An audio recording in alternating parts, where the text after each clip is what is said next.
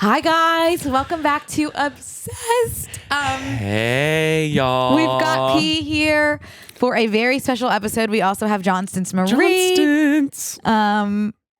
Yay, hello my love. I'm a little nervous today because we have some announcements. Got some big announcements happening right now. And actually, since this comes out on Friday, the big announcement will have already been posted out. Okay. But just so you guys know just how the recording schedule works, Obsessed records before BNC. Obsessed records Tuesday. BNC records Wednesday, but it comes out after BNC. So this will be the first time I'm talking about this special announcement out loud, even though you guys have already heard it.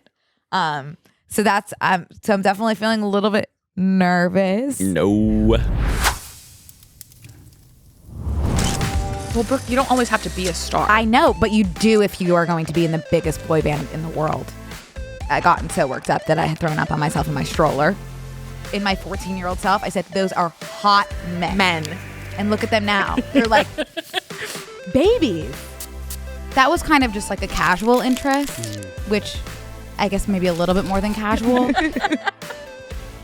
But all exciting. Yeah, so just wanted to let y'all know that I sold my book. Which is so exciting. I'm so excited. Like, truly, like, such a pinch me that, like, it's so insane. And I have to thank UP because Patrick was my first reader. You and Alexa were my first readers back when I had, like, a few chapters and, you know, they were on the pages. In those characters quick. But they weren't even, those pages were almost, like, struggling a little bit. And you really stayed with me and you encouraged me and you made me feel so confident. I mean, as we have known, for those of you that have seen the other episodes when I talk about ACOTAR, I am not a big reader, okay? Brooke's book had me hooked and dialed in. I literally was like reading it and like, I cannot believe you can write like that. Patrick, please. And like, I cannot wait for everyone to be able to read it. I can't believe people are gonna read it. Like that's what's getting me. You know what I've been thinking about? I still need to tell you like all about the publishing, like skip right over that. But like, what about when I see someone like if they're reading it in public? Do I go up to them? Yeah. Or should I say, "Do you like it?" And they're like, "I'm like really struggling through it." And then okay, good to know. Okay. Good to know. Okay. And you move on. Okay. But yeah, and if you don't think that Brooke has already casted her book as well, oh my God, you'd be sadly mistaken. Yeah, we've got. I need to be keeping some things a surprise, so we'll get into the casting after. Yeah, we're gonna hold on to that. Who. Just please know that there is an extensive list, and I'll be reaching out to some A-listers. They won't mind it. Yeah.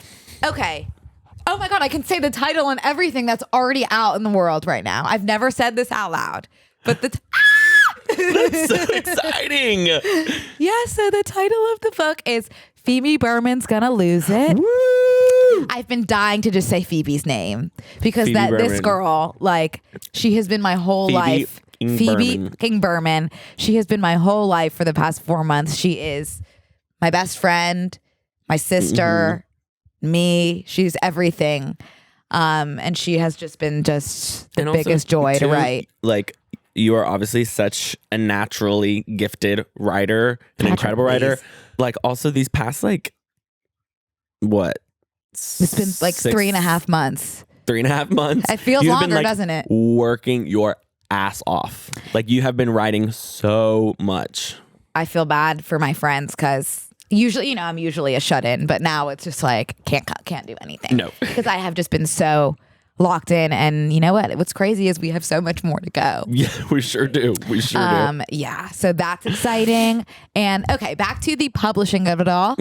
Yeah, so I sold it to Crown Publishing, which is an imprint of Penguin Random House, which is crazy to say. They have published books like Normal People by Sally Rooney, and the Obama's books and stuff like that. Just casual. Yeah, so not a big deal or anything. But yeah, I love them already. I'm so excited. I'm about to start working with my editor, Lori. So excited about that.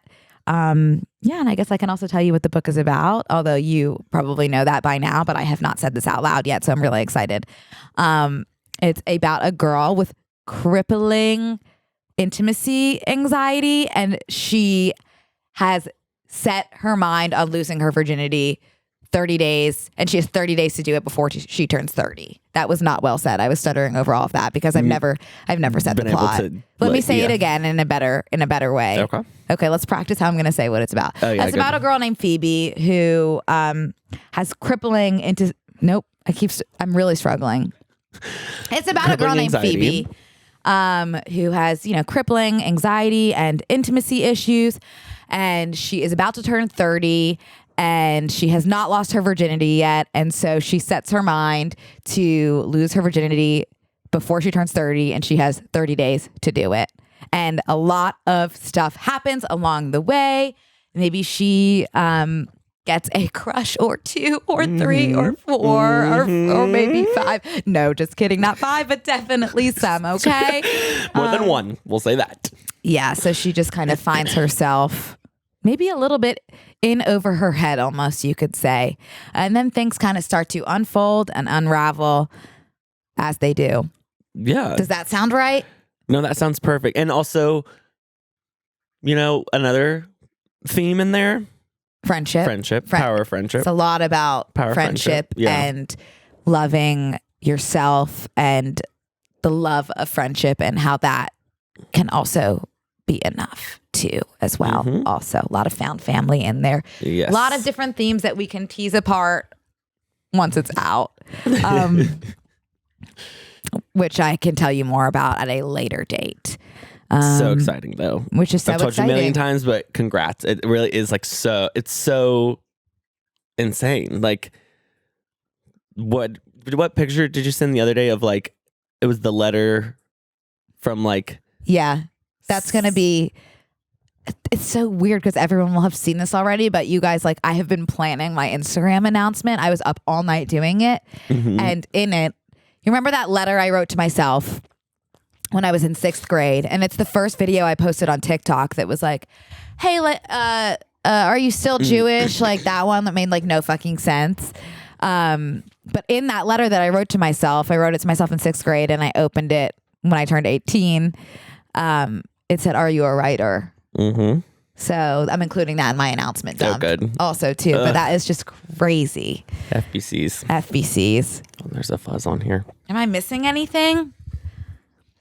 As far I'm glad as I got to practice this before tomorrow because I'm going to say it on B&C tomorrow. And I need to work on that tagline. Need to work on Phoebe's tagline. I mean, I don't think you're missing anything unless you want to say how much of it you've written and how much to go or anything. But I think as far as the whole publishing aspect of it. So that brings me to my next announcement in terms of how much I have to go and how much work is left. Yeah. So, yes. Obviously there's a lot of work to be done, and like Patrick said, I am someone that is kind of really throwing myself into this, and you should. Now my job is kind of full-time author, and I really am so passionate about giving 100% of myself to that. And as I kind of balanced writing and B&C and Obsessed, beforehand it was becoming, challenging to give 100% to all three. So come 2025, Obsessed will be not coming with us. I have loved doing this podcast. It has been so much fun, and it has been an honor that you guys have chosen to listen to me kind of ramble and rant on about the things that bring me so much happiness. And I know that, some of you might be disappointed. I'm sad and disappointed as well. I really truly loved doing this so much, but I really need to put 100% of myself into this book and also BNC. And I wouldn't want Obsessed to suffer in any way. And so, yeah, that is that. And I think you guys will see, or I hope you guys will see that it will have been worth it when that book is in your hands. They will. They will. And I guess that's really it. I'm sad. I'm sorry if you're sad. I would never want to make you sad. That's making me even more sad. But yeah, we are going to keep Brookshelf. I am going to make an Instagram page for that. And we'll keep using the Fable. So stay tuned on how that will develop. Follow me, Brooke Averick, on Instagram because I'll update you there. Follow us on Fable, which is just Brookshelf if you search on Fable. So we will definitely keep that up, and I will be more active on socials about books and everything book talk and our book club if you still want to follow along with that journey. And don't worry, because everything that I will have talked about here, I will be throwing that into BNC with 100% of my energy and effort. And I'm really excited to just give 100% to those two projects. And do you think that's all I need to say? Yeah, I think that's perfect. I think that's perfect. And so that's exactly how you feel. And I'll tell you what, they will think it was worthwhile once they get their hands on that book. Those hands on that book in hardcover or paperback. Don't know. I'm excited either way. Maybe both. Who knows? Maybe a little bit of both. Who's to say? But yeah, that's that.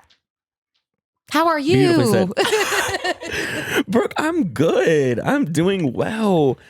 I had done a little bit of a closet clean out last night until about 2:15 a.m. Yep. Couldn't find a good stopping point. Got about 4 bags going to Goodwill, 3 bags going Good to for trash, a whole other 2 big boxes going to nephews. Good for you. I've got to do that soon. It feels good. Yeah, But I feel better once it's all fully out of there. But I was about to say, did you start putting any of it into your car? No. That's the hardest part. That's the hardest part. That is the hardest part. Mm-hmm. But like right now, it's like literally like, you know how my room is like a pile of clothes? Yeah. Well, now it's like in the trash bags. Wow. And like, I just need to get it bought. Like it will make its way. Oh my God. That's going to feel so good. How's your closet looking? So Sparse? much better. Oh my God. Sparse. And like those shelves in there like are like neat piles. I can't wait to see. I haven't been to your apartment. This is part of the problem. Like I have not been to your apartment in probably like 5 months. Yeah. Just due to shut in and writing, etc. Right. But I need to find that more of that work-life balance as we head into 2025. Yeah. That's a resolution. And you will find it. So yeah, I'm going to come look at your closet. Okay. I also want to bring Johnston's over because I want him to get used to being in his carrier because I think he's only associating that with the vet right now. And so he doesn't like it. Oh yeah, and you do that a couple of times before I Christmas take him on the flight. plane, Yeah. which I'm like really scared to do. Other than that, not too much going on. Okay. Closet clean out, biggest thing happening right now. Good for you. And you were just in New York with Patty I and sure Jim was. Johnson, your parents. Yes, I had done a New York trip with my parents and got to see The Outsiders and Hell's Kitchen and loved both. Outsiders, I mean, I was texting Brooke. I texted Brooke during intermission and then like immediate call after. But as we've said, we watched the movie and I knew what was going to happen, but the second act tore me up. It's devastating. Tore me up. And Patrick, I keep saying this to you. I sound like a broken record. That's the magic of the theater, baby. We knew the plot going in, and I had listened to every single song, so I even knew how the songs were integrated into the plot. It's when you see it on stage, it's a different ball game. It really They bring the is. magic and the emotions that they pull out of you. Holy I mean, insane. yeah, that second act is. I was like choking on my sobs. And like for me, like I can like cry in like movies and stuff. I've never cried at a show before. Really? That got me. And also too, just like, I'm like, you're like overly aware of your surroundings. I'm like next to my parents. I'm like, I don't want to cry right now. That ship sailed. Yeah. Like Oh my God, you were like sobbing? Yeah. It's devastating. It's devastating. And my mom kept doing this. Like crying, and she just like look over to see me crying. That reminds me of, have I told you when Susu was staring at me for all of Dear Evan Hansen? No, but that sounds like Patty. There was like, It's like, I just let me cry in peace. and I wasn't even like, this wasn't even because I was crying. This is because she's just so obsessed with me and my siblings, which is so sweet. But I was sitting next to her during Dear Evan Hansen, and she was just, I could just feel her looking at me the whole time. And I was like, what? And she's like, you're just so beautiful. And I'm just like, watch the show, man. But I mean, you know, I freaking love her and everything. Oh, God, but yeah. you can always feel those eyes on you. You can feel those eyes. Yeah. And you know, it's just a mama seeing her baby cry. Exactly. But- Exactly. Sorry, P. My throat keeps closing up. Mm-hmm. I had a big week last week, you know. And I was like, I knew I was getting sick. But I was like, pushing it off, ignoring it. And then the second I sold the book on Friday, You were toast. I like went down hard. And now my throat is just kind of recovering. Yeah. So forgive me. I sound, You're doing better now. yeah, I'm right? doing better. It's just kind of like that lingering throat piece and exhaustion. Yeah. Yeah. Do you see yourself, or have you listened to the soundtrack yet on your own time? Yes, I've listened to a couple. What have I listened to? I'm bad with the names on that one. That's fine. You can give me the gist. One when I was listening to like slower music, which this isn't even in the category of slow. This should be like sad, but the letter. Soda's letter? Yeah. Yeah. Also, were you not like so Tulsa. moved by like Soda as an entity? Yes. Yes. And also Daryl? yes. Who did you like more almost? Probably Soda. Yeah. But also like Dally's voice Oh my God. was insane. Smooth as butter. Yes, really was insane. And then, what was the other? Okay, now I'm struggling with the names. Pony? Pony. Yeah. You Pony's got voice. the OG right. Pony. We had different. And I had the understudy who was still great, Yeah, but they were. Pony was. fabulous. Yeah, he really was so good. Yeah. Yeah, I mean, and all the like, I loved that too. Like, obviously, still a musical, they are singing the whole time, but like, the music in The Outsiders doesn't feel as like Broadway. That's so true. It is like a more of just like, I don't. It's also like, isn't it? I was about to all say male R&B, voices? which is not the right genre. Right. Yeah, no, there's Cherry, Oh yeah. but yeah, that's the only yeah. female voice I would say. And I thought she was great. She's fabulous. Yeah. Oh my God, her voice is so rich. I love a deep female voice. Yeah. Yeah, I loved her. Oh my God, I'm so glad you loved it. We've got to Yeah. listen to the soundtrack together. Can you hear Johnson's on? Oh, he's like going at his He's toy currently with his playing right balls, which he has never touched, honestly, except for right now. But, oh my God, I figured out how to get him to stop sucking. Like, it's a foolproof way, and it works every time. Head But under the it's covers? like kind of a lot of effort. No, head under the covers doesn't stop him. Okay. Like, he finds a way in. You have to do it to him. Not the sucking exactly, but you just have to kiss him all over. And Kinda he do, loves like, kisses. kiss attack. You have to give him a kiss attack, and you have to Uno reverse him. Okay. And then And then he he just like falls asleep. He That's loves what it. He's been begging for this whole time. Was just some. He just has some been begging kisses in for some return. kisses. Oh my God, he's such a love bug. He is. He is a complete believe love bug. how much he snuggles. Like, I don't know much about cats, but the fact that he snuggles as much, I know that's not normal for a It cat. can't be.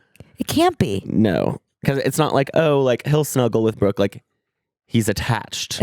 Attached, except for when other people are here, in which case he doesn't give a shit about me. Well, he has to perform. Which I've come to accept. Right. But it is hard when like I'll be on the couch with like one of my friends and he'll lay on my friend. And I'm just like, it's fine, all good. Thought you were sucking my neck All last good. night, but all Yeah. good. The one you're suckling, but yeah. Ain't no thing. Okay, should we get into A Court of Wings and Ruin? We should. This feels like, and by the way, this is not the last episode of Obsessed. I should have said that. There's one next week. We'll go into Phantasma, which was our book club read, which I have Patrick. I mean, you would have had a field day with Phantom, the Phantom romantasy aspect. Okay. Yeah. Boy, do I have a lot to say on that piece. Hey guys, we want to take a quick break to thank a sponsor of today's episode, Quip. I am obsessed with my Quip. I genuinely use Quip because it has such a simple design and it doesn't feel like I'm using a piece of like heavy machinery like it does with a lot of other electric toothbrushes. And I'm someone who very much needs that timer when I'm brushing my teeth, because I could brush my teeth for like 15 seconds and think that I've been doing it for 5 minutes. So it's really helpful to have that 2-minute timer so that I actually am brushing my teeth for 2 minutes. The new Quip 360 oscillating toothbrush literally revolves around you. Finally, an electric toothbrush that doesn't overcomplicate the most basic daily ritual. Quip 360 is a bold, simple design that comes in multiple colors and is ultra quiet for a super clean without being super annoying. Accepted by the American Dental Association, Quip 360 is scientifically proven to remove up to 11 times more plaque between the teeth compared to a manual toothbrush and provides up to 2 times more whitening on day 1. If you don't absolutely love your Quip 360, return it for free within 30 days. If you do love it, brush easy knowing you can get a free lifetime warranty for purchasing on getquip.com and the opportunity to subscribe to Refill Heads by mail every 3 months so you never have to go to the store. Oh my God, I love that. And now, with Quip Perks, Quip puts their money where your mouth is. When you subscribe to AutoShip, you'll be enrolled in Quip Perks to earn credit back over time. Free your mouth with Quip and discover the 25,000 5-star reviews and mouths already loving Quip. Just for listeners of Obsessed with Brooke, get 20% off site-wide and a free travel case and countertop stand at getquip.com/obsessed. Free your mouth today and save 20% site-wide, plus a free travel case and countertop stand at getquip.com/obsessed. getquip.com/obsessed. Hey guys, we want to take a quick break to thank a sponsor of today's episode, Nutrafol. The holiday season is all about reconnecting, from festive gatherings with friends to special moments with family and friends. Many of us love the opportunity to dress up, do our hair and makeup, and look and feel our best for the celebrations. But with colder weather and the stress of the season, your hair can take a hit. That's why now is the perfect time to start Nutrafol. Nutrafol is the #1 dermatologist recommended hair growth supplement brand trusted by over 1 million people. See thicker, stronger, faster growing hair with less shedding in just 3 to 6 months with Nutrafol. Physician formulated with 100% drug-free ingredients, Nutrafol supplements support healthy hair growth from within by targeting root causes of thinning, including stress, hormones, aging, nutrition, lifestyle, and metabolism as they evolve throughout a woman's life. Building a hair growth routine is simple. Purchase online, no prescription required. Automated deliveries and free shipping keep you on track. Plus, with a Nutrafol subscription, you can save up to 20%. You'll have access to free naturopathic doctor consults, and a Headspace meditation membership is included. The cold, dry air of winter can be unforgiving, but your hair doesn't have to suffer. For a limited time, Nutrafol is offering our listeners $10 off your first month subscription and free shipping when you go to Nutrafol.com and enter the promo code OWB. Find out why over 4,500 healthcare professionals and stylists recommend Nutrafol for healthier hair. Nutrafol.com, spelled Nutrafol.com, promo code OWB. That's Nutrafol.com, promo code OWB. Wait, before we dive in to A Court of Wings and Ruin. Yes, ACOWAR, if that's easier for you. I did come bearing a gift Patrick, today. I don't want to hear it. That I think is perfectly timely for this kind of semi-second to final last episode. What could it be? I love very it, Patrick. It's perfect, Patrick. I love it. It's very, very small. Okay? It's not from Aritzia. Do not get it twisted. Stop. It's very, very important. Did you visit the TikTok shop for this? Visited Amazon. Holy Patrick. Don't tell me it says Valeris. Yes, it does. Oh my God, Patrick. Oh my God, you guys, for those listening, it's a t-shirt. It says Valeris. And I know some of you might say Valaris. That's okay. I'm going to do Valeris right now. City of Starlight, to the stars who listen and the dreams that are answered. Patrick, I freaking love Oh my God, thank God. I love you. I'm never going to take it off. You know that. You shouldn't. Oh my God. You shouldn't have to. Wow. Look at these Illyrian mountains. Oh, those are the Illyrian Those mountains. might just be the Illyrian Okay. mountains. They're Wow. not the Valeris mountains. Illyrian. I think so, Patrick. I definitely think so. I don't know how many mountains there are in Valeris. Oh, I didn't even really know there was something on the back Oh my God, piece. there's a back. Now, don't quote me on this, but I think this could be one of Feyre's tattoos Hot. in honor of the Night Court. Don't quote me on that. Or at least representative of Ferris, a tattoo. Right. Ferris One, ink. yeah. Wow, Patrick. I love it. Good. Thank you so much, Oh, my you're love. so welcome. I can't thank you enough. God, of course. Should we dive in? We should. Okay, Patrick, I actually kind of had a hard time recapping this one because This is a big boy. it's a big boy. I didn't remember a thing that happened in this one because to me, A Court of Mist and Fury and this one are kind of just like one giant book. So it was hard for me to figure out like what was happening in here versus the other one. And also this one I read in one day in a fever dream. Okay. I was hungry for it. Because the second Mist and Fury is second, right? Yeah. That one is Remember how that one typically ended? the favorite, right? Yes, that is my favorite. So you but were Izzy's coming fresh favorite off is this that. one, right? Yeah, I read that. I was fresh off that. That ended in a cliffhanger. If you remember, they had gone to Highburn Right. and were captured. And Tamlin showed up, threw Feyre's sisters, Nessa and Elaine, into the cauldron, right? And then when Elaine slipped out of the cauldron, Lucien, Tamlin's right-hand man, was like, oh my God, you're my mate. And it's like, not right now, Lucien. Okay, we're not doing that right now. Right. And then Feyre kind of put on that show and like pretended to like break the bond and that like Rhys had put her under a spell to go back with Tamlin and kind of feign innocence. And now she is a spy and the High Lady of the Night Court in enemy territory. Oh, yes. Right? She went back. Wait. Sorry. No. We don't need to back dive too much. No, we should. But and how exactly? What's the circumstances that she became the High Lady. The High Lady. Rhys swore her in one night, but we didn't know that until the last page. Right. Okay. It was like a huge mic drop. Right. Okay. So that's where we left off. Quick recap of all the characters really quick. We've got, Tamlin. Yeah. We've got Lucien, which is his right-hand man. But like we feel much better about him than we do about Tamlin. Like you can tell he's kind of torn and always has thought that Feyre deserved better than what Tamlin was Right. giving her in terms of like autonomy and power and such. And Tamlin's character arc was kind of like you think he's all that. At We thought he first, was and all then he just that, kind of, and then he kind learn of more and showed more. his true colors of kind of just like wanting Feyre like as his, consort, just Yeah. like by his side. Whereas Rhys, you will not be my consort. Like you will stand with me on the throne. Like, damn, remember that scene in the throne room? Can't forget it. Can't forget it. Cannot get it. Okay. So yeah, we've got Tamlin and Lucien. We've got Nessa and Elaine who just got dunked into the cauldron and came out as fairies because they were sold out. Oh, yeah. And it was, remember Ianthe? God, yeah, I remember. She had Yanthi. actually sold them out and Tamlin's like up her ass.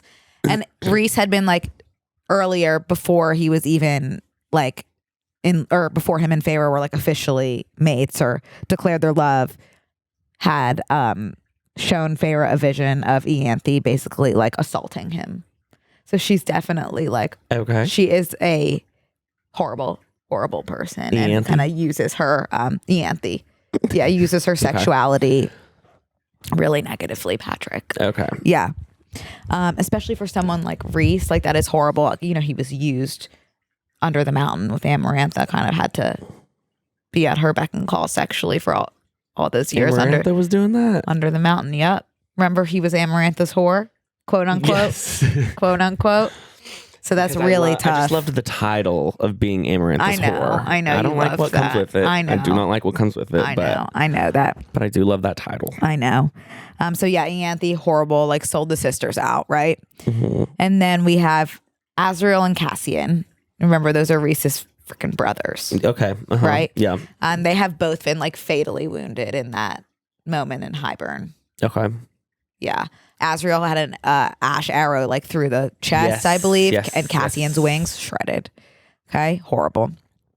And then Rhys and Feyre, of course. Yes. And then there's Mor and Amren, who are also like part of Rhys's inner circle family. Mor is his cousin, and Amren is also there. Yeah. Okay. Yeah, I feel like I have never.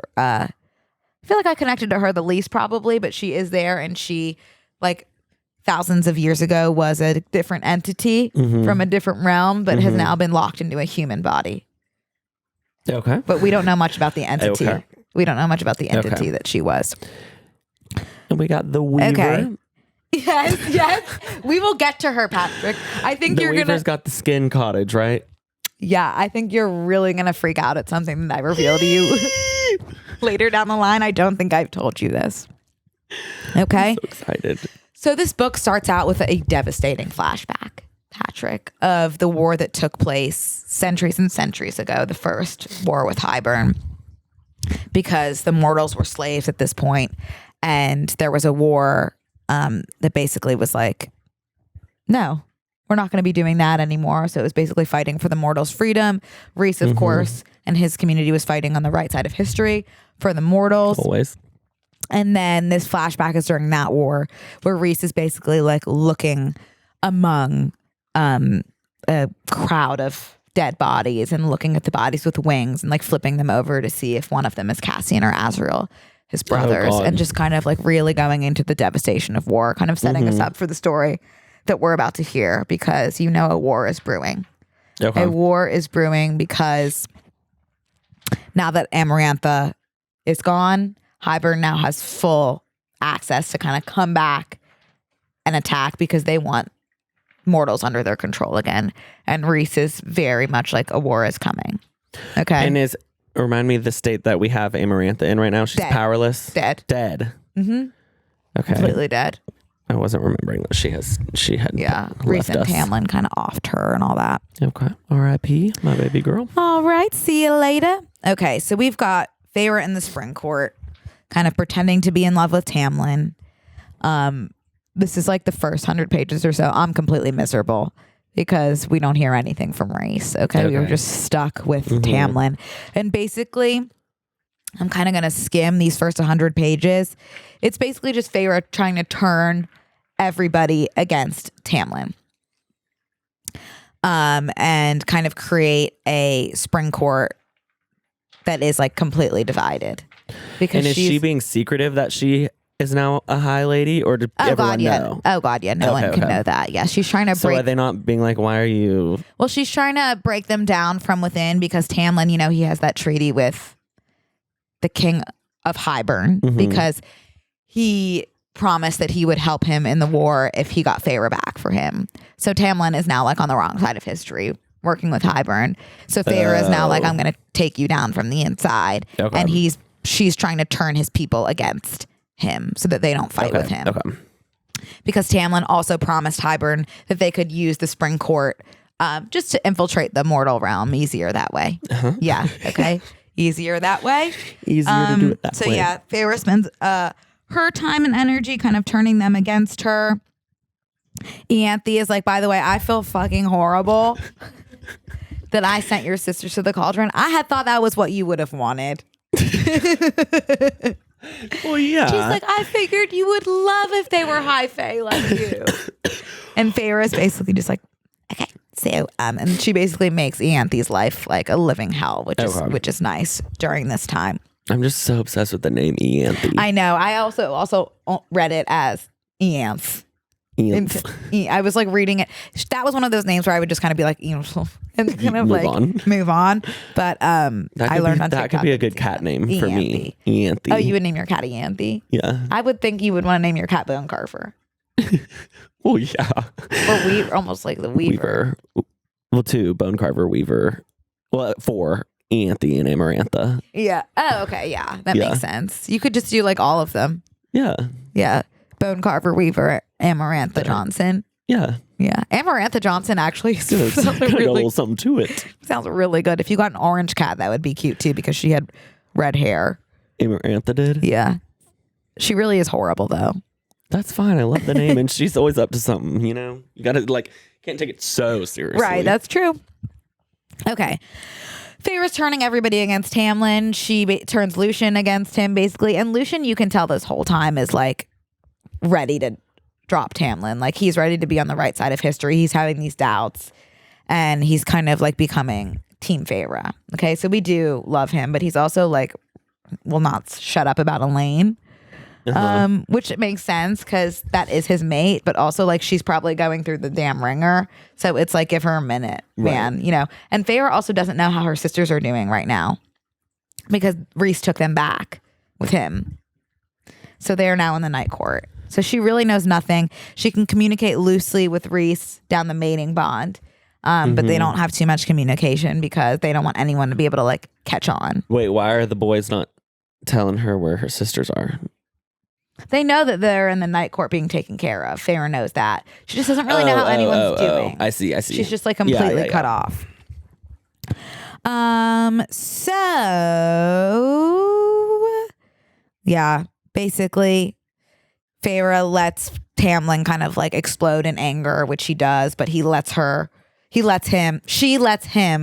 like hurt her so that everybody sees like what he's capable of.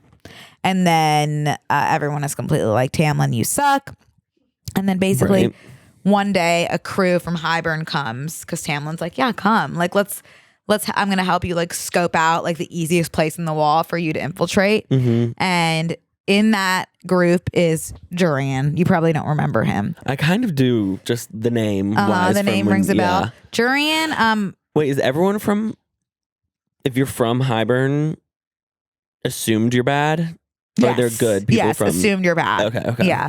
So Jurian was actually resurrected by the King of Hybern via the cauldron because Amarantha had actually kept his eyeball in a ring because Amarantha. I love her so much. And Jurian killed Amarantha's sister or something like that. Basically, like Jurian is Amarantha's number one enemy, and she basically kept him like hanging on by a thread like for centuries via eyeball. And so I guess let that be a good lesson, Brooke. Every bad person, villain has an origin story. That's true. She was evil even before that, Patrick. She got her sister slaughtered. She was evil even before that. She probably had somebody else in her family slaughtered. I think her family was just evil and taught her those ways. Okay, then there you go. That's how was she supposed to know better? Yeah, that's true.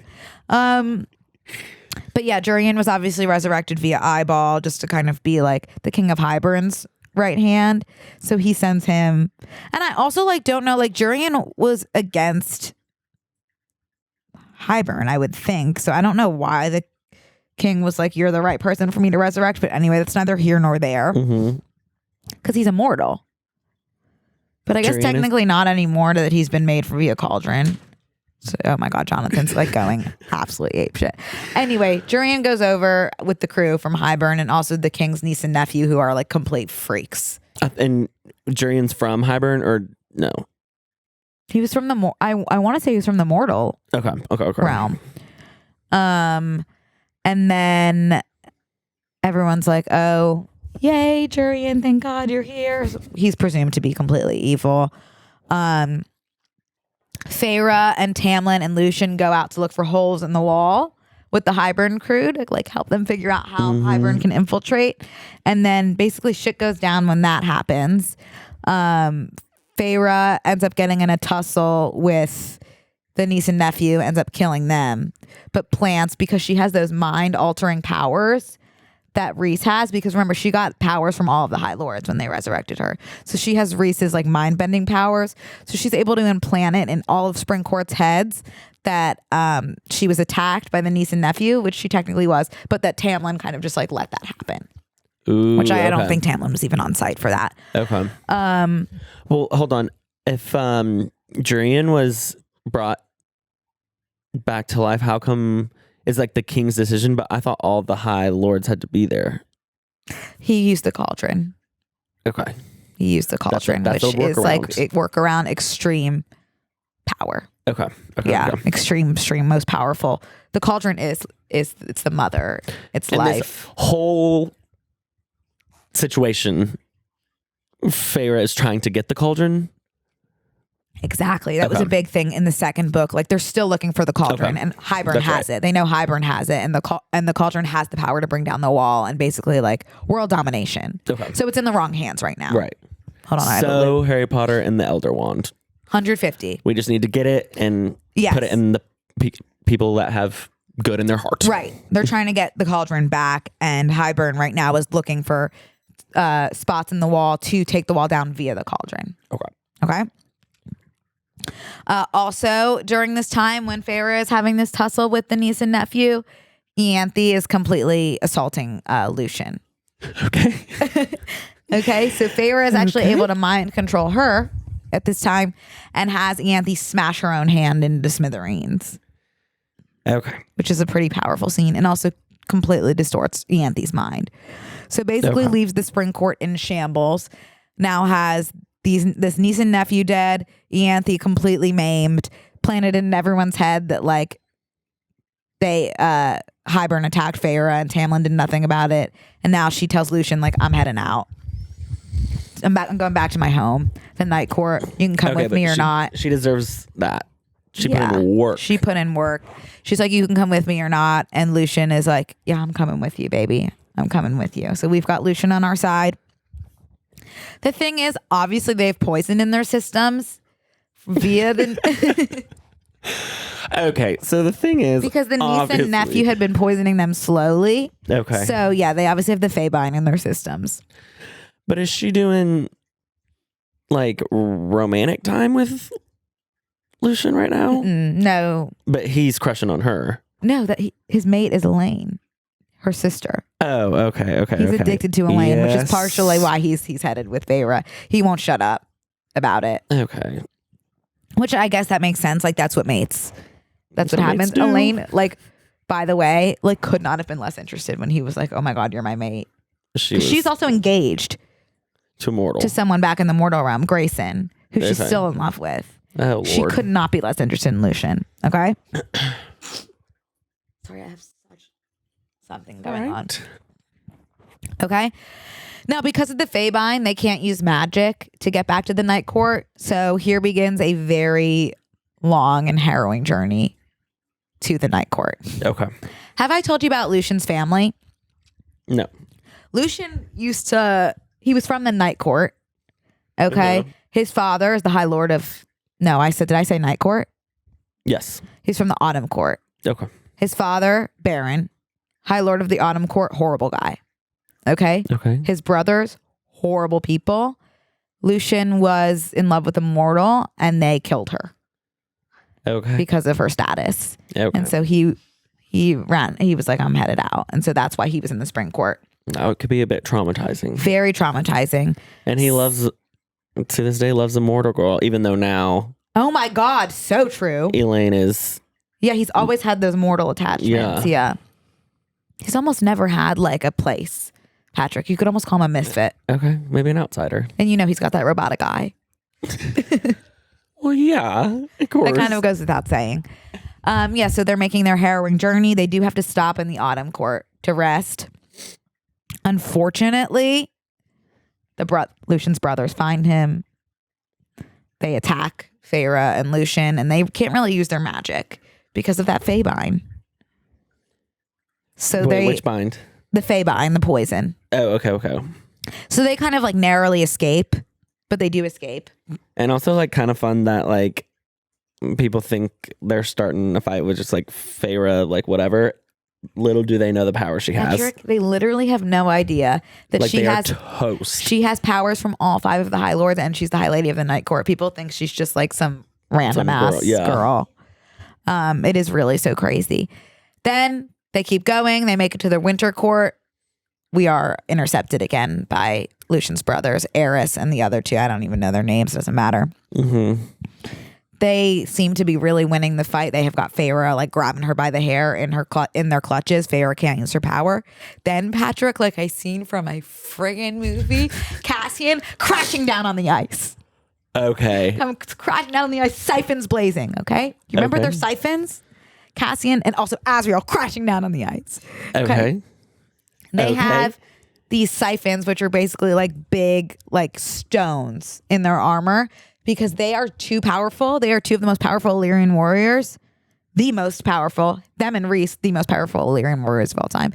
But they're so powerful, they need something to help contain their magic. It's too powerful. So they need the stones. siphons. So the siphons were blazing. Their power was out of control. Okay? I mean, they completely, they handled Lucien's brothers. Okay? And by the way, they're completely healed. How did they kind of like tee that up in the book? Like, was like Feyre actually kind of like getting beat in the fight a little bit? She was getting beat. And then, I mean, I could see in my mind's eye Cassian landing on that ice, almost cracking it with his power. I can see it. I'm shocked you didn't. I can, like, what a scene to behold. Okay, so they get rid of Lucien's brothers. They didn't kill them, but they defeated them and then flew Lucien and Feyre back to the Spring Court. And now keep in mind, or excuse me, back to the Night Court. Keep in mind at this point, Lucien doesn't even know who Feyre really is. Okay. And he has like never really seen her with Rhys. Like he knows none of it. And Feyre is like, oh shit, how's this going to go? Because Lucien is technically an enemy.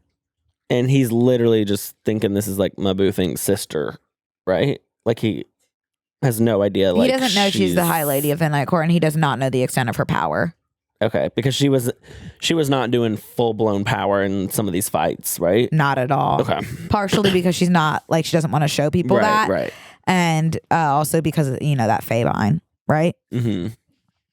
Okay. Patrick, when we get back to the Night Court, we land in the townhouse, in Rhys's townhouse. I love the townhome. Rhys is not there yet because right now Feyre, I think, had e-blasted via mind that something was wrong. So everyone was out looking for her. That's how Cassian and Azriel found her. Rhys is in the Spring Court right now, tearing the land apart looking for her. So he's taking a little bit longer to come back to the townhome. So he's not there yet. Okay. But Patrick, I can't even imagine. You have been through hell and back, and you finally get back to your man. Finally, that reunion, one for the freaking ages. Gonna drop my panties real quick. I mean, I think I sent you a snap of me sobbing last night. I was just reading that reunion page. What was it? The fingers had something about his fingers. Feyre was thinking back to the fingers roaming. On the throne. Sometimes your fingers do have to roam. Sometimes they drift. They do drift. Yeah, she was thinking almost back to that. Yes. But I mean, that reunion, one for the books. Also, finally, we get to see how Elaine and Nesta are doing. Not great. The girls are not good. Not great. Nesta is like angry and kind of seething and just, being Nesta. She's a very angry person. Elaine, withering away, nonverbal, like truly like the most depressed that anyone has ever been, just like sitting in a chair, gazing out the window, completely lost. And when she does speak, it's incoherent. Okay. And meanwhile, Lucien's like trying to get up on that and will not let up. And it's like, babe, like read the room. Like he's trying to smash? He's basically just like, this is my mate. Like, this is my mate. And he's like, I guess it's like when you dream about finding your mate, it's not like this in his defense. She has no interest in him. She's still wanting to get back to Grayson. So, yeah. But also staring out the window. Lucien is kind of like very warily accepted by the members of the Night Court, and he's also kind of warily accepting them. Okay, so everyone kind of has their guard up. Everyone has their guard up with him, and he them. Eventually, Nesta agrees to help use her powers because she has powers from the cauldron. Remember, she did something in the cauldron. Like, she literally looked at the King of Highburn and was like, I'm going to kill you, before she went into the cauldron. And she went in angry, and she came out like with something in her eyes that everyone was like, whoa. She's going to take a turn. Whoa. She's going to take a turn. So she agrees to help use whatever power she has to help fix the holes in the wall. And she starts training with Amryn to use her powers. Obviously, everything is super vague and we don't really know what her powers are this whole time. Meanwhile, Feyre is learning to train with Azriel and Cassian, my freaking brothers. Mm-hmm. She's learning how to fly because she has Tamlin's shape-shifting abilities because she got all those powers from all the High Lords. She can actually conjure up wings. Wow. So she's learning how to fly. Oh, God. I can see. I know where this is headed. Dude, where? The sisters are going to fight. With each other? Yes. Okay. Okay. Knew it. So Patrick, they're kind of all prepping for this war that they know is to come. Feyre and Rhys are doing a lot of research in the library. By the way, there's a library under the House of Wind that Rhys had created as a safe haven for the priestesses that had been abused and taken advantage of. It's really their space. Okay. They have complete control of who goes in and out. It's kind of like the homeless shelter. A little bit. It's definitely a shelter of sorts. And Rhys has just made it a complete safe haven for those women. Rhys is just... But Feyre and Rhys have been doing research there about the cauldron and everything. Everyone is fully prepping for war. Meanwhile, Rhys has been out to all the other High Lords to be like, hey, we've got to prep for this war. And no one's really getting back to him. He's kind of the only one that's really... And is this war kind of we're making the world a better place war, or is it we're getting the fucking cauldron back? This is basically we have to stop Hybern from destroying the wall because they are going to take the mortals and use them as slaves again. And basically they have to figure out how to make Prythian a better place because it's kind of fractured right now after Amarantha. Right. Okay. R.I.P. So in the library one day, Patrick, oh my God, holy shit, I forgot to tell you who Feyre and Rhys pay a visit to. I think you already know. Bone Carver? Weaver? Back to the prison to see the Bone Carver. Hell yes. Feyre and Rhys are we want you to fight with us because you are so powerful, Bone Carver. Oh. Yeah, and he says, I'll fight with you if you bring me. Can I ask how he's presenting right now to each of them? Yeah. I don't know do we ever see how he presents to Rhys? Is he? The first book, it was Jurian or whatever. Oh, he presented as Jurian. Okay. In the first book. I don't think we know what he presents as right now, but to Feyre, he's always this little boy with purple eyes. What does that make you think of? Who does that remind you of almost? Doesn't Rhys have purple eyes? Rhys has purple eyes, yeah. Mm-hmm. Yeah, so it's a little boy with purple eyes. So they go to visit the Bone Carver. He says that he will help fight if Feyre retrieves the Ouroboros. I don't know how it's pronounced. Ouroboros, maybe? Mirror. Okay. Which is currently being held in the Court of Nightmares, I think. Basically, anyone who has ever looked in the mirror has gone insane and not made it out alive, really. But he's yeah, just go ahead and get that mirror for me. Take a look in it while you're at it. And you know what? Props to him. He's probably a very powerful fighter. Yeah, I'll help you guys, but I am going to need a favor. He wants that mirror. It's all about that negotiation, that bargaining tactics. And he's putting Feyre right in the line of fire of that mirror. Okay. Yeah. You see, I love Feyre to death, but I'm always Team Bone Carver. Look in it and then bring me that mirror and then I will fight with you. Okay? Okay. Hey guys, we want to take a quick break to thank a sponsor of today's episode, Squarespace. I love Squarespace because it's the user-friendly platform that allows people and businesses to create professional websites without the need for technical knowledge or coding skills. Whether you're just starting out or managing your growing brand, Squarespace makes it easy to create, sell, and engage with your audience all in one place. Squarespace is introducing its design intelligence, combining 2 decades of industry-leading design expertise with cutting-edge AI technology to unlock your strongest creative potential. Squarespace Payments is also the easiest way to manage your payments in one place. Onboarding is simple. Get started in just a few clicks and start receiving payments right away. Plus, give your customers more ways to pay with popular payment methods such as Apple Pay and Afterpay. You can connect social media accounts to your website in a few clicks as icons, links, or embedded feeds. Sellers can also sync their product catalog directly with Instagram, Facebook, YouTube, and Google to reach more customers and reduce the steps for a purchase. Head to squarespace.com for a free trial, and when you're ready to launch, go to squarespace.com/OWB to save 10% off your first purchase of a website or domain. Hey guys, we want to take a quick break to thank a sponsor of today's episode, Book of the Month. I got my book of the month book last week. I picked The Most Wonderful Crime of the Year, which I am so excited about because I have never actually read like a holiday themed book around the holidays. I don't know if I've ever read one. And I'm just like so excited for this. And I would not have necessarily picked it if I didn't learn about it through Book of the Month. So they are just like truly the best place to learn about new books. And you know that they're going to be good because the people who pick over there, I mean, they have got some sort of magic power. Like they pick winners every single time. It's also the perfect time to get Book of the Month for someone as a gift around the holidays because I remember I think that was one of my Hanukkah presents and it was truly the best present that I've ever gotten and I'm still subscribed to this day and that was like forever ago. Book of the Month allows you to choose and find new books on a subscription basis. No more searching up and down the aisles of a bookstore or scrolling book talk for hours because Book of the Month is curated to showcase new and emerging authors. They're doing all the research for you and everyone picks from the same set of books. You can sign up with friends or discuss your thoughts within the book community. And now is the perfect time to sign yourself up. You can also give the gift of Book of the Month. If you have a friend that loves reading, you can save up to $30 on gift memberships. Check out their gifting page to learn more. It's almost the new year, so why not get into a reading groove now with a subscription that comes right to your door?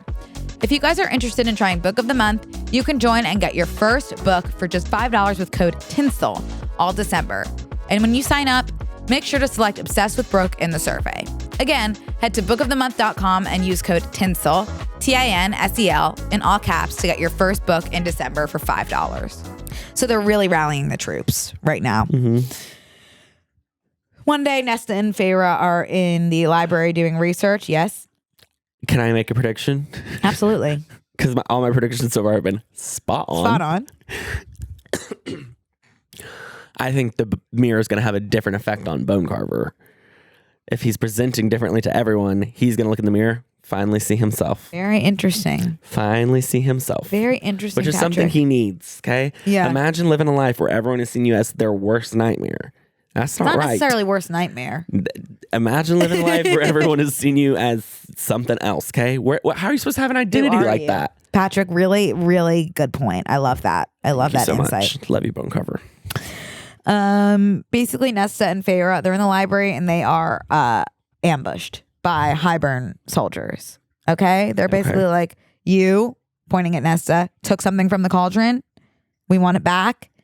They chase Feyre and Nesta into the depths of the library.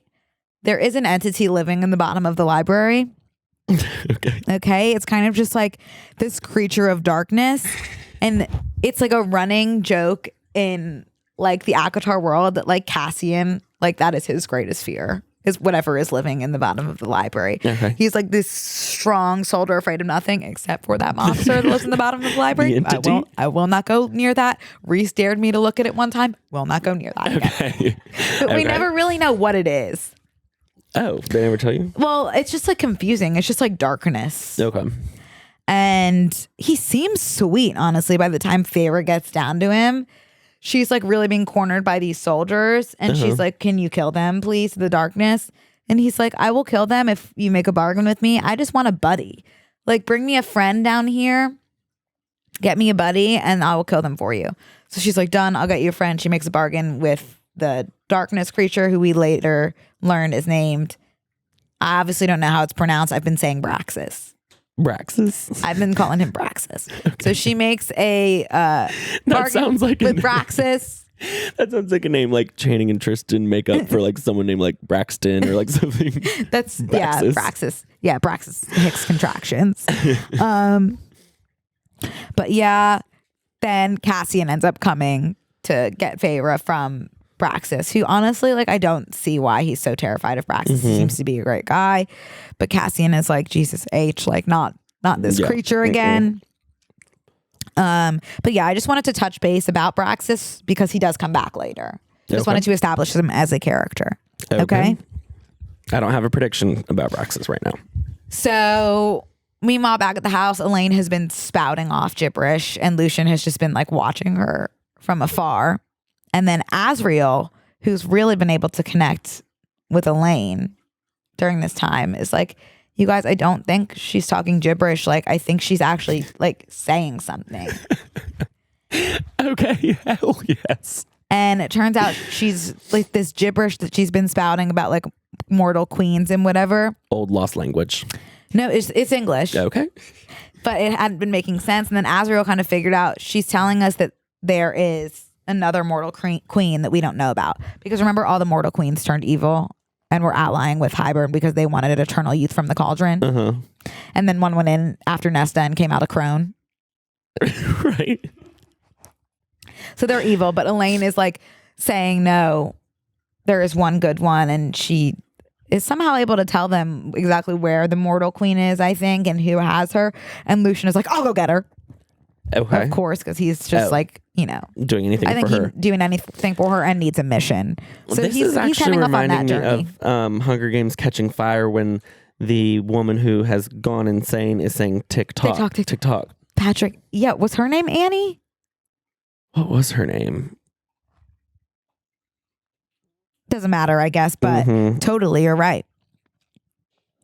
Now at this point, Rhys has really still not heard back from any of the High Lords about kind of getting together and having that meeting to discuss the impending war.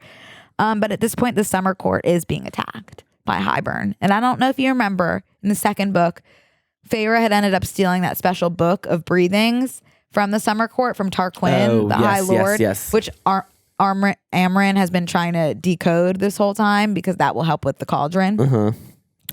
But they had gotten those blood rubies from Tarquin Yeah, that was basically like it's a hit, like a hit on your life, basically. Like your life is mine.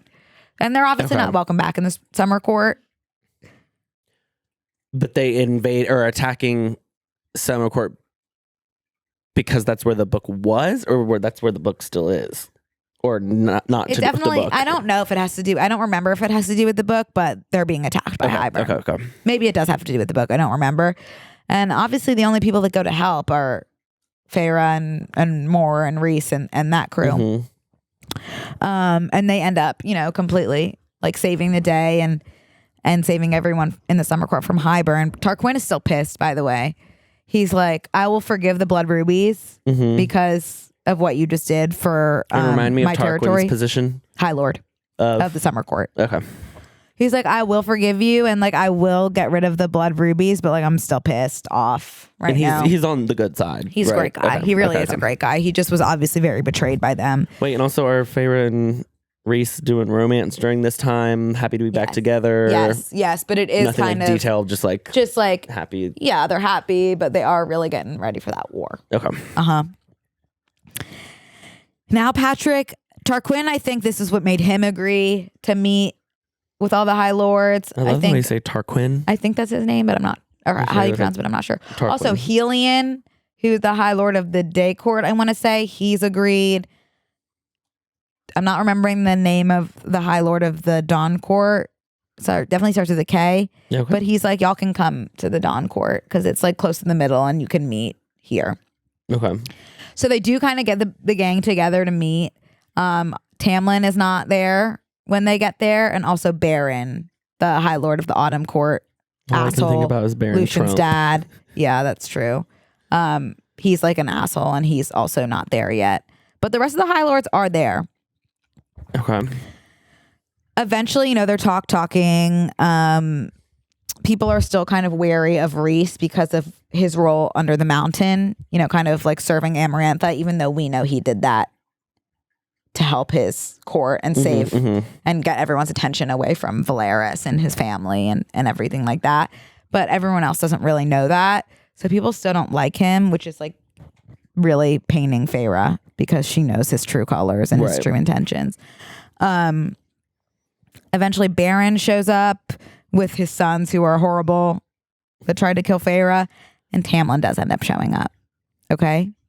Patrick, this meeting is a complete shit show. I'm sure it is. Tamlin I can't, coming like, in. reading this, it was like literally insane. Tamlin is a freaking psychopath. Literally, like, we are about to go to war. He can't stop slut shaming Feyre and Rhys. He is being like a total asshole. Eventually, he starts saying such insane slut shaming things to Feyre. Rhys just takes his voice. He's like opening his mouth, moving his mouth, and nothing coming out. And that's really a reminder. Rhys is the most powerful High Lord. Okay. And let's not forget that. Never. Eris, who is Baron's son, Lucien's brother, makes a comment directed towards Moore, who I don't know if you remember her backstory. She was supposed to marry Eris a long, long time ago and was like, I don't want to. So then had sex with Cassian because she's like, they won't want to marry me. He won't want to marry me if I've had sex. This is Lucien. This is Moore, who's Rhys's cousin and like Feyre's best friend in the inner circle, and Eris, Lucien's brother. Okay. She was supposed to marry him, but she was like, I don't want to marry you. Had sex with Cassian and then basically was like beaten to half to death by her family for ruining that union. And then Eris kind of just like looked at her beaten on the ground and was like, bye. Okay. So they obviously hate Eris. And Azriel has been in love with Moore for centuries. Okay. And so Eris says something about Moore, like bad, slut shamey, and Azriel unleashes. Okay. Complete loss, like loses it. And then he only stops when Feyre says, come here. And now we're starting to really see Feyre's influence. Okay. And people are also like, why is Feyre there? And then it's kind of revealed, actually High Lady right now, which kind of throws everyone for a loop. Okay. And then Baron calls Rhys a whore, or someone calls Rhys a whore. Feyre explodes via he fire. Said, yeah, Amarantha's whore. Not a good thing, Patrick. I know. Well, not a good thing. Okay. Feyre explodes via fire, which shows everyone that she actually has extreme power. Okay. And fire is Baron's power. So that's kind of showing that she has taken a little bit of power from the High Lords. He's not happy about that. He's but that's like a classic case of like, okay, what are you gonna do? Right. Like and you're mad, but she's way more powerful than you. Yeah, he's obviously pissed and freaks out and is like, I'm not hearing of any other High Ladies. Are there other High Ladies? No, it's complete. It's all High It's Lords. all new. And It's Rhys just completely I love it. like hacking the mainframe. Yeah. Pioneer. He's a pioneer. He's paving the way. Mm-hmm. And Tamlin this whole time, like besides slut shaming Feyre, he's like, you guys, like I was never actually like gonna do it. Like I was never gonna actually like side with Hybern. Like I was obviously spying from the inside. And everyone's like, Tamlin, like shut the fuck up. Oh my God. No one really knows where he stands. Like he's confusing. Baron's obviously not gonna fight with them because now he's pissed. But Rhys does make a truce with Eris, which is controversial because Moore is like, why the fuck would you do that? He's a horrible person. And Eris is like, I'll convince my father to fight if you kind of support me in my journey to be the High Lord when my father dies, kind of like implying that like they're honestly gonna like kill their dad. Eris is confusing. Okay. And especially in the last book, that orange one, he's a big character and we really don't know where he stands. Something shady with Eris. He might be good. There's one after the orange one, right? Is the passages from each character's perspective or something like that? Oh, that's the little tiny one, Frost and Starlight before. Okay. Yeah. But yeah, basically that meeting is a shit show, and also Helion, who is kind of like a playboy almost. Feyre somehow picks up on the fact that Helion is actually probably Lucien's dad and not Baron, because I forget how she figured out Lucien's mom had an affair with Helion, and now she's kind of putting all the pieces together and is like, oh, that's why Lucien is like not like his brothers. He's Helion's son. So that will probably come back at some point too. Okay. Then at some point during the meeting, Nesta is like, something really bad is happening. And everyone's like, why do you say that? And then she starts puking, right? She starts puking? Starts puking. And she's like, something horrible is happening. And then Rhys is like, Cauldron just brought down the wall. Wall is done. Wall is down. Shit. Okay. So now they are there is like complete out of access to the time. mortal Like realms. they've got to go. Yeah, and there's also clearly something that's going on with Nesta and the Cauldron. Okay. Every time you say Nesta, I think of whatever you and Tristan kept saying. Yeah. Nessa. Is it Nessa in this or Nesta? Nesta. It's Nesta in this. So obviously now everyone is like in a rush to prepare to fight. Feyre heads back to Braxis and is like, will you please fight with us? And he's like, I'll fight with you. It's actually like really sweet and sad. He's like, if you give me a window. Oh. So now Feyre has 2 tattoos, 2 bargains with Braxis. One, he wants a friend, and one, he wants a window. I love Braxis. I know, he's actually really sweet. Truly. Cassian's terrified of him. Okay. And by the way, also, Patrick, there's something going on with Cassian and Nesta. There's like a lot of love happening. Cassian and I thought Nesta. you were headed in a gay direction. No, Cassian and Nesta. I'm about to be, though. Cassian and Nesta. One of the High Lords was gay. One of the High Lords had his husband there. Wow. Oh, all of a sudden in this book, everyone was gay. Love that. Yeah.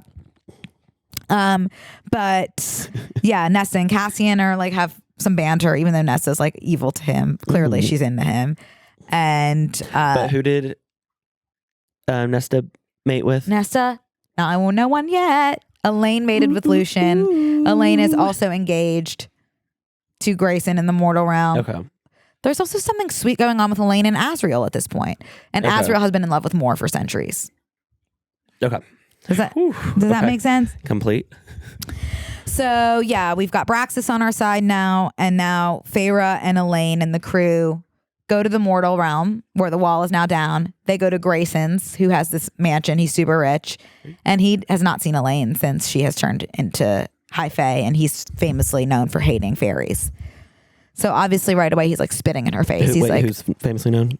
Grayson, Elaine's fiance. Oh, okay. He's obviously like, you're disgusting. You disgust me. Like we're not engaged. And obviously, Elaine is like devastated. But they want to use him. They want to use his house to basically shield mortals. And enter Jurian, who pops up at Grayson's house and is like, by the way, I'm a good guy. Okay. He's like, I'm completely on your side, which we could have seen coming, honestly. Okay. Because like he is immortal. So I don't know. I really don't understand why the King of Hybern thought bringing him back to life was going to help. Right. But yeah, he's a double agent completely. Okay. And he's like, by the way, Hybern is going to attack tomorrow. All right. Okay. Let's go ahead and get ready. So huge battle happening. Everyone's fighting. In the middle of the fight, Feyre realizes somehow, I forget how, that Hybern, like they have so many forces here and they're outnumbering the Night Court and everyone who's fighting. But she somehow realizes they only have half their forces here. Like they're hiding another force and they're hiding it. And she thinks the cauldron is with them. So she goes to find somebody who can tell her the truth. Do you remember who that is, Patrick? Suriel? I mean, you are brilliant. Am I right? Yeah. Elaine uses those seeing powers to tell Feyre where the Suriel is. Uh-huh. Right now, the Suriel is in the middle, which is kind of like this unoccupied land where the Weaver's Cottage is. And it's Human Skin Cottage? Yes. In the Human Skin Cottage. Okay. She finds the Suriel, and the Suriel tells her to use Nesta to find the cauldron, because Nesta is clearly linked to the cauldron somehow. And when you find the cauldron, you'll find the other half of Hybern's forces. And Feyre is like, okay, great. Thank you, Suriel. And then before he can say anything else, Ianthe shows up, shoots the Suriel. Okay, Patrick. Ianthe. Feyre sprints away to the Weaver's Cottage, goes into the Weaver's Cottage, lures Ianthe there. Surely you do not shoot with a gun. Arrow, I want to say. Okay. Lures Ianthe into the Weaver's Cottage. Ianthe's decimated by the Weaver. Good. Feyre sprints back to the Suriel and holds him as he's dying. And the Suriel tells Feyre that she was kind to him when no one else was, and that she is the good in the world, and he knows that she will bring goodness back to the world. Sobbing, Patrick. I mean, that was probably the saddest scene in all of these books, was losing the Suriel as Did that get as you Feyre held him. It was devastating to lose. The Suriel has been there for Feyre through day one. That. Remember, he was the one that said stay with the High Lord. Wow. Told her that Rhys was her mate. He has been there for every important moment. And the Weaver was taking care of him? Unrelated. I thought the Suriel was in the cottage. He was in the middle, which is around where the Weaver's cottage is located. Oh, okay. Yeah. So Nesta uses her powers to find the cauldron. She's able to open that link with the cauldron, but unfortunately that enables those with the cauldron to figure out where they are as well. And so Elaine is kidnapped and taken to Hybern forces. Okay. Which is really bad because and is everyone Elaine still like at this point speaking in tongues, or she's getting a little bit better. I think she needed that closure with Grayson. Okay. She's still not good. She is getting a little bit better, but she's still like fragile, and everyone is like and what's his face is still like obsessed with her. Yeah, but he's belief. off on the continent trying to find that mortal queen. Okay. But everyone is like so obsessed with taking care of Elaine and making sure she's okay that when she's taken, it's like end of the world. Okay. Okay. And so Feyre uses her shape-shifting abilities to turn into Ianthe. Right? Is it shape-shifting or is it something else? Is it like a potion? I think it's shape-shifting. Maybe, okay. Shape-shifting or something. Jonathan? Okay. He's eating something. Feyre uses her shape-shifting abilities to turn into Ianthe to infiltrate Hybern's camp to get Elaine back because they don't know Ianthe's dead. Oh, okay. Because Feyre kind of just killed her. And so she's able to take on Ianthe's appearance and voice, infiltrate that camp, and brings Azriel with her. Azriel sneaks in to meet her towards the end. Jurian helps them get Elaine. Okay. But of course, like Feyre sees an injured human in the camp and she like can't let it go. And it's like, Feyre, like sometimes you just have to make choices, like save your sister. Right. So Azriel ends up taking Elaine. And there's like something kind of cute going on there, Patrick, between Azriel and Elaine. Okay. Love that. And Feyre goes to like save this human and then is obviously caught by Hybern. And then Tamlin, out of nowhere in his beast form, helps Feyre escape, which is an interesting character arc. Okay. I guess it's just a situation of he's not a good person, but he loves Feyre. There's black and it's, nothing's black and white. Yeah. Nothing is black and white. You know that. Boy, do I. So, at some point, Feyre has gone to the Court of Nightmares to get that mirror for Bone Carver. Mm-hmm. Okay. Mm-hmm. And, no one that's looked in it has really lived to tell the tale. She's looked in it and she has come out alive. Basically, what it does is you see the truest version of yourself. And because Feyre is good, fundamentally, she was able to like come to terms with herself via the mirror. Even it was painful. She was puking and shitting and shaking and all that. Of course. Her bowels were watery and everything, probably. Right. But, she made it through that mirror experience. And the Bone Carver was like, I just wanted to test you to see if you're worthy of me fighting for you. And you are. So I will fight with you.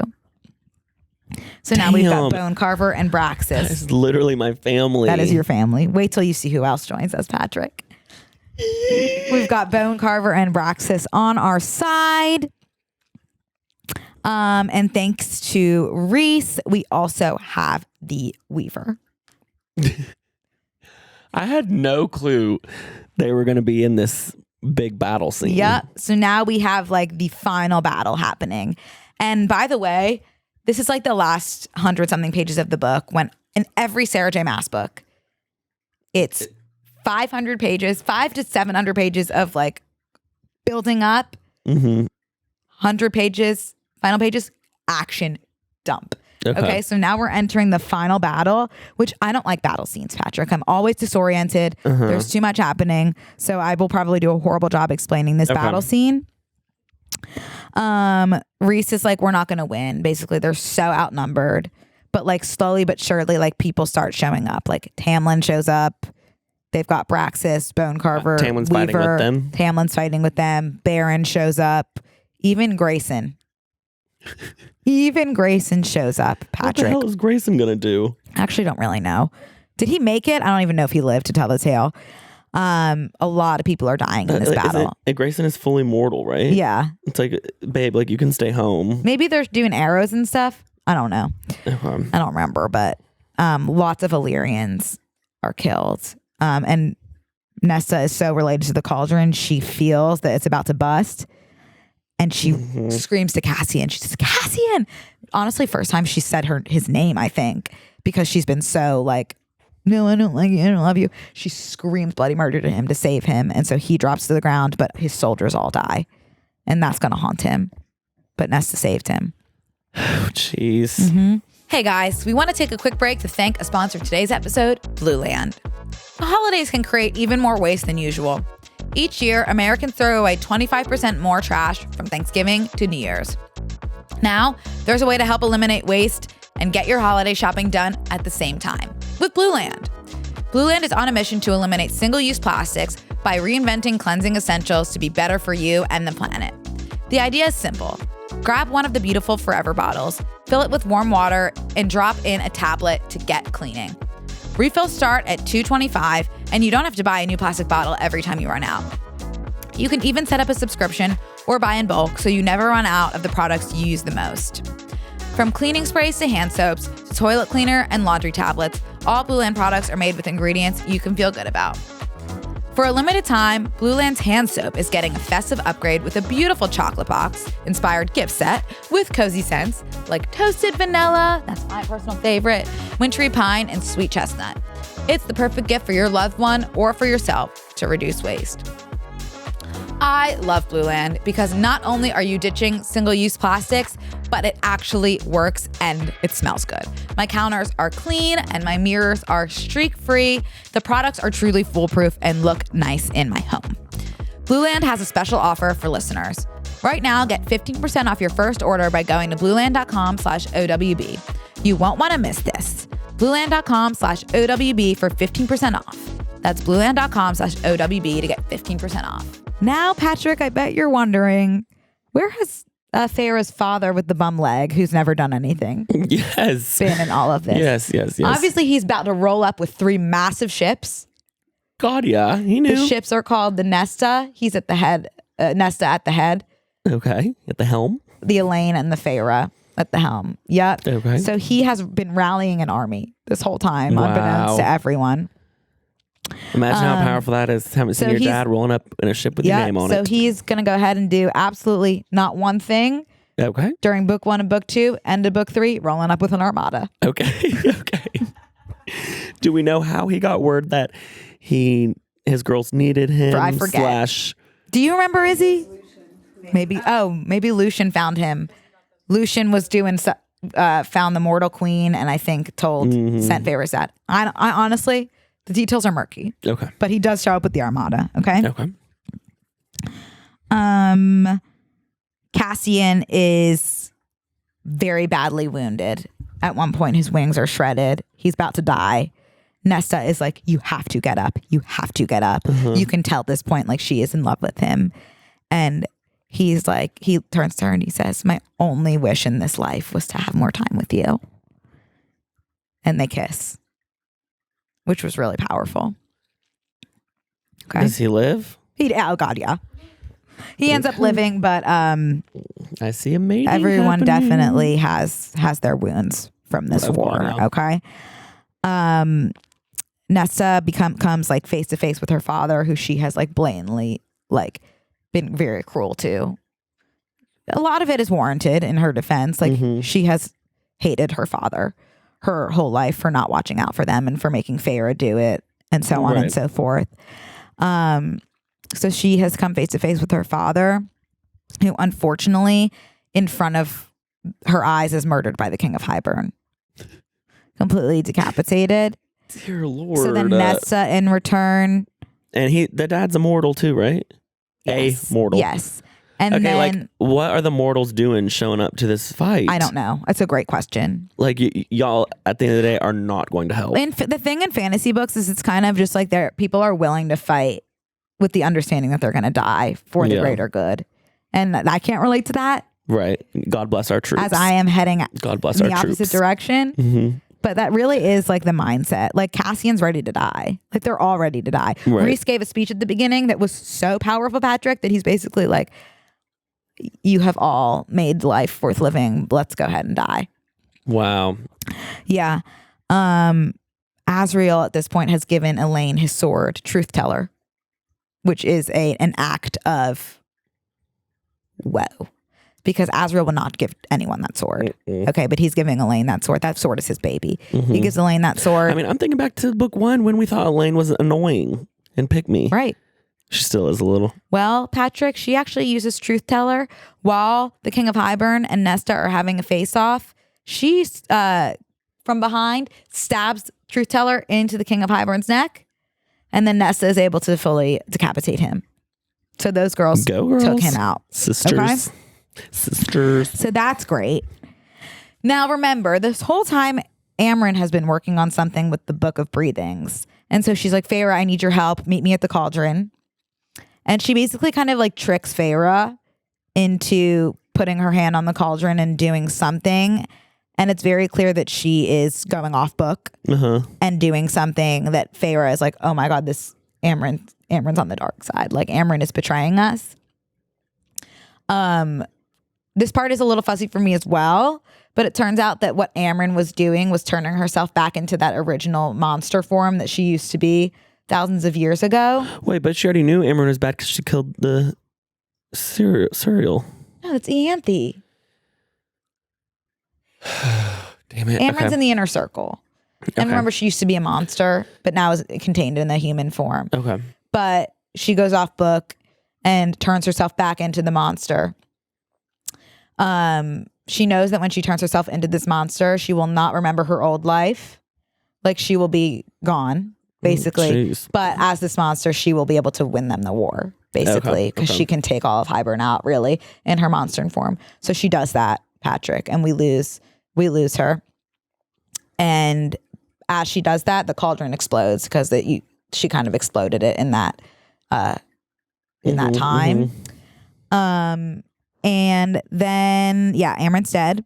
Cauldron has exploded. And Feyre realizes that the cauldron is actually what gives everything life. And she can feel that the world is dying around her. Okay? So she realizes we have to rebuild the cauldron. And then Rhys is like, Feyre, I love you. And Rhys gives the rest of himself to reforge the cauldron. And he dies. Now, Patrick.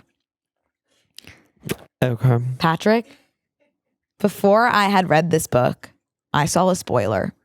Oh my God. On TikTok. That was just a page of that book. The end sentence was highlighted. And the end sentence is Rhys is dead. Oh my God. And I saw remember that. Do you getting remember that that spoiler? I saw that on TikTok before. I was out of my head. I was out of my head. And that is why I read this book so quickly, because I needed to get to that part to make sure that was just a blip and that he was coming back. Right. Okay. Patrick. What is the one way to bring someone back? We're going to have to get the High Lords all together. Thankfully, we're able to get them all together, but we have Tamlin to worry about. Because they've got that little rivalry going. Almost huge. Oh my Lord. Tamlin is the last one to be convinced, but at the end, he looks at Feyre and he says, be happy. He brings Rhys back. Rhys is back. He also brought Amren back from the dead as well, which honestly, I was like, you should have kept her. I think it would have been more powerful if she had stayed dead. Yeah. Because it's like, you can't just be bringing everyone back. Yeah. You know, loses its meaning. But thank God, Rhys is back. They go hide the cauldron somewhere safe on an island. What kind of like thing is that, like when Rhys comes back to life, is he like, oh my God, thank you so much? Or is he like to Tamlin? Or, yeah. I don't think so. Okay. I think he was just like more of like a like a small acknowledgement. But the book ends, Patrick, with Feyre calling a meeting to kind of discuss how the world is going to work now, because she's running the show and shit has literally like hit the fan, but Hybern has been defeated and they need to figure out how to function in Prythian now. And so it kind of ends like, we still have those like mortal queens. They're still evil. We still have some tension within Brithian. And so those are kind of the loose ends that need to be tied up in the next books. But this book, Court of Mist and Fury and A Court of Thorns and Roses, that was the original trilogy, Patrick. Right. And so the trilogy is now done. Like, this is a standalone trilogy. Because it did so well, Sarah brought it back. And she did that small novella to kind of transition us into what would be the last book, which is from Cassian and Nesta's perspective. Okay. And obviously, we will not be diving into that book because Obsessed is ending. Okay. And also it is, this trilogy is complete, and this is the trilogy that has meant the world to me. Of course, the holiday special was sweet. And of course I loved A Court of Silver Flames, which is the Cassian and Nesta book. And yes, they are. Spoiler alert for that book. Spoiler alert for that book. They are mates. Yeah. Which we could have seen coming from a mile away. But yeah, it's still not my favorite because it was not through Rhys and Feyre's Right. eyes. And we also see Rhys in like a bad light because we're seeing him through Nesta's perspective, and she's so angry and she hates him. Like, and then also spoiler alert for the last book, Feyre is pregnant, and that's the little boy that she was seeing via Bone Carver. Patrick, I'm so sorry. I forgot to tell you the fate of the Bone Carver. Oh. During the war? Who got him? I forget, but he's dead. The Weaver's dead. Did I tell you they're siblings? Yes, you did. You didn't even tell me I lost my family in the war. You lost your family in the war. Turns out there's a third sibling who's actually that entity that's holding the mortal queen all across the continent. Negative connotation? Yeah. And we don't know much about the entity. Okay. But he's the third sibling. But Braxis lives. He escapes. We don't know where he is, even in the last book. Okay, Braxis is still at large. Braxis is at large. Okay, but you know what? At least, he died doing what he loved. Yeah. He really did. I think he was happy to go. Because he wasn't of this world either. He was like Amryn, like he was from another world. He was trapped in this world. But yeah, in the last book, Feyre is pregnant. That's who she was seeing, by the way. That was her vision of the little boy. Right. That was her son. There's an issue. The boy has wings. The little baby has wings, and C-sections don't exist or anything like that. And Feyre's pelvis or whatever is not equipped to birth wings. Obviously, she dies, but is obviously brought back. Okay. So it's just like that shit again. But obviously her and Rhys made a bargain that if one of them goes, both of them go now. So obviously when Feyre dies, Rhys is heading out. So it's just like, and obviously Nesta brings them back. Did that last one, like, I know you still liked it, but did that last one just like feel like okay, we're just like drumming up? Like it should have just ended with the three? No, I'm so glad that it's continued to keep going. I wish that we had more Rhys and Feyre, of course. The fact of the matter is there are some people that prefer that their favorite is this one because Cassian is like a brother to me. So it was very smutty. It's like the smuttiest book by far. So just kind of like, it's almost too much for me personally. Right.